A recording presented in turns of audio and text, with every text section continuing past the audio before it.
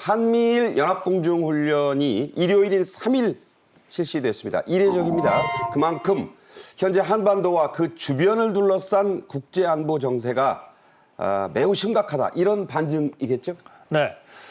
두 가지 점에서 좀 굉장히 의미가 있어요. 하나는 그 한국 연습이 실시된 지역입니다. 이게 우리나라하고 일본의 그 한일 방공 식별 구역의 중첩 지역이에요. 아디즈라고 그러죠. 예. 그러니까 중첩 지역이니까 어느 쪽도 아닌 그 서로가 이제 그 권리를 갖고 있는 그 지역인데 이것에서 하려 그러면 일본과의 협력이 절대적이죠. 그렇죠. 이번에 한미일 3국 공군이 합동 연습을 했어요. 그러니까 이것이 우선 특징적이고 그것은 뭐냐면 그동안 우리가 그 항공 연습을 할 때는 주로 한미가 했잖아요. 근데 그 이번에 ICBM 발사라고 하는 북한의 군사 도발에 직접 대응하는 성격이 있거든요. 그렇죠. 그런데 이 ICBM 발사라든지 여러 중장거리 또는 단거리 미사일 발사를 할 때는 우리도 1차 타겟이겠지만 일본도 그 북한의 군사 도발에 이 자유를 썼거든요. 그러니까 어떤 면에서 미국보다는 일본이 더 직접적인 당사자인 셈이죠. 그런 점에서 일본 공군이 직접 참여했다는 의미가 있고요. 네. 두 번째는 굉장히 중요한 전략 무기가 두 종이 이번 군사훈련에 나왔어요. 네. 그런데 그 전략 무기인 두 종이 그 중에 특히 B1B가 실사격 훈련을 했다는 것이 굉장히 중요한 의미가 있습니다. 자, 바로 그 얘기를 좀 하겠습니다. 별명이 죽음의 백조입니다. 비행기 모형이 이 백조가 앉아 있는 것처럼 생겼는데 색깔은 좀 검습니다.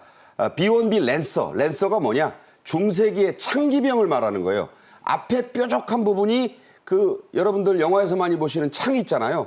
그 기사의 창을 닮았다는 뜻입니다. 그래서 B1B 랜서입니다. 자, 이번엔 그냥 전개된 게 아니라 가상 표적을 호위받으면서 이동해서 실제로 타격했어요. 어떤 의미입니까? 예. 그 쭉 설명을 하셨으니까 그 사실 실제 보면 이 죽음의 백조라는 그 B1B 랜서가 굉장히 커요. 엄청나죠. 그 길이가 한 40m 넘고 폭도 40m 정도 되고 날개폭까지 포함하면요. 저기 제일 앞에 있는 저 오리처럼 생긴 네. 거죠? 그리고 또 아주 우아하잖아요. 네, 자태가. 그런데 맨 앞에 뾰족하게 솟아 있는 게 정말 중세 시대에 창을 든 창기병을 이제 떠올리게 하는데 저게 스텔스 기능이 있습니다. 그래서 사실은 저게 스텔스 기능이 있기 때문에 B1B 랜서만 떠도 이걸 포착하거나 이게 잡아낼 수가 없어요. 네. 그런데 이번에 저 훈련은 다른 한미 일본의 다른 전투기들이 호위하면서 B1B를 함께 갔던 거거든요. 그렇죠. 그래서 이제 합동 연습이 되는 것이고요. 저 B1B는 그 항공기 무게는 84톤 정도 됩니다. 굉장히 큰 거예요. 그런데 여기에 실을 수 있는 포탄은 재래식 포탄이 61톤입니다. 안팎으로 61톤을 실어요. 예, 61톤의 재래식 무기를 실어요. 원래는 핵폭탄을 투하할 수 있는 비행기였는데 그 2012년에 이제 미국과 러시아 간의 그 솔트 협정에 의해서 이 핵무기 이 부분을 제거를 했어요. 네. 그러면서 재래식 무기를 싣게 되는데 이제 비교하자면 이런 겁니다. 얼마 전에 그 나스랄라 그 지휘부를 폭격해서 몰살시켰는데 그때 4톤짜리 벙커버스터가 사용됐다고 알려졌습니다. 탄두 중량 4톤입니다. 근데 우리가 갖고 있는 현무5는 탄두 중량 8톤입니다. 그런데 지금 저 B1B 폭격기 한 대에 61톤을 싣는 거예요. 네. 그러니까 저 한 대가 떴다. 그리고 저것이 보통은 위력 비행만 하고 말았는데 네. 이번에는 실사격 훈련을 했다는 거거든요. 저 엄청난 비행기가 사실은 4명이 조종합니다. 네. 자, 그 폭탄이 저렇게 실려요. 그러니까 그리고 지금 마하 1.2로 12,000km 최대 항속거리를 보인다 그러니까 이번에 이 연습하러 온 그 B1B는요. 괌 공군기지에 있다가 거기서 이륙을 해서 2시간 만에 그 작전 지역으로 온 겁니다.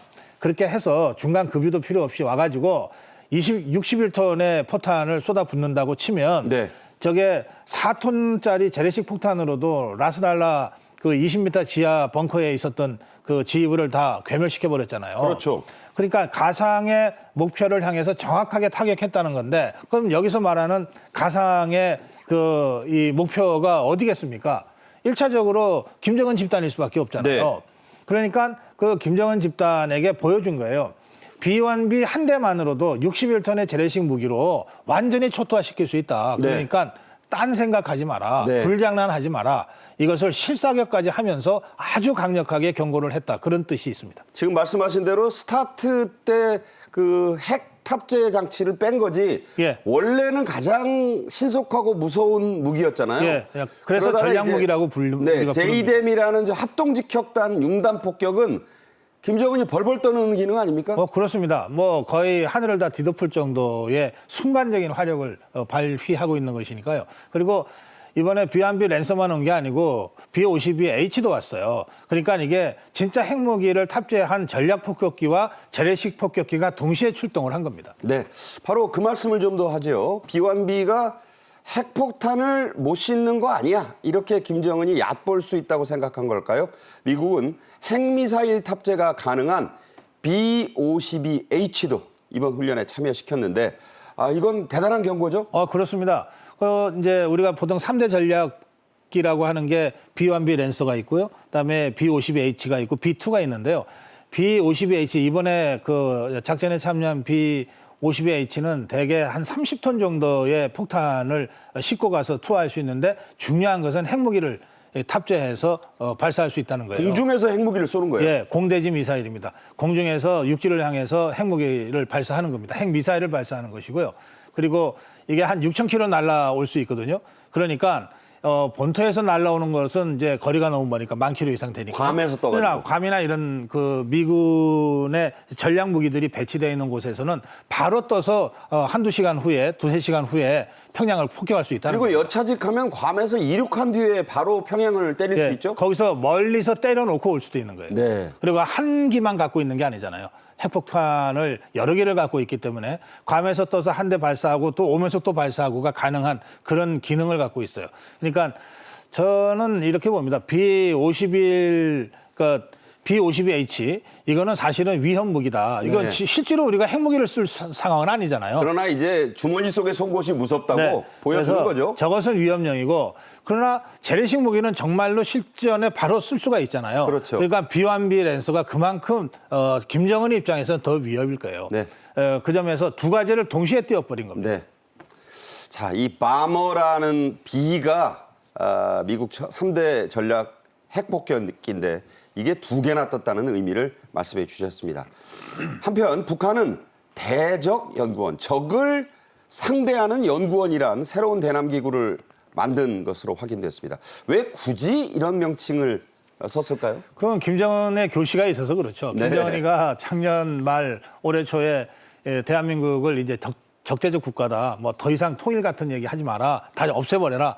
이래서 김정은의 지시 후에 실제로 그 북한의 공산노동당이라든지 네. 또는 북한의 내각에서 통일자 들어가는 기구가 다 이름을 간판을 바꿨어요. 그렇죠. 그리고 실제로 우리 대한민국에서 활동하는 이 좌파 단체 중에 통일자 들어가는 단체들이 꽤 많았는데 자취를. 그 단체들도 해체하거나 이름을 바꾸거나 자취를 감췄습니다. 그렇습니다. 그러면서 김정은이가 직접 대한민국을 적대국가라고 규정을 했기 때문에 더 이상 통일 연구하고 있을 이유가 없죠. 통일전선부도 없어졌어요. 이름이 네, 통전부가 없어졌습니다. 당 중앙위 10국으로 바뀌었습니다. 네. 그래서 이번에 그 조국통일연구소라고 하는 것도 적대연구소로 이름을 바꿨습니다. 대적연구원. 그런데 예. 이걸 이름을 바꾸면 대적연구원으로 바꾸면 연구하는 내용도 당연히 달라지죠. 그렇죠. 통일연구원은 어떻게 통일을 할 거냐. 어쨌든 겉으로는 그렇게 연구를 할 거 아닙니까? 그리고 통일을 하기 위해서 인민전선 전술, 통일전선 전술을 어떻게 쓸 거냐. 이런 거라고 하면 대적 연구소니까 어떻게 때릴 거냐. 맨날 이것만 연구할 거 아닙니까? 적을 상대하는 연구만 하겠죠. 예, 그래서 간판만 바꾼 게 아니라 그 기능까지 전부 다 바뀌었다. 김정은의 지금 대한민국 대책 정책은 완전히 바뀌었다라고 하는 등을 우리가 현실 속으로 인식을 해야 됩니다. 그렇군요.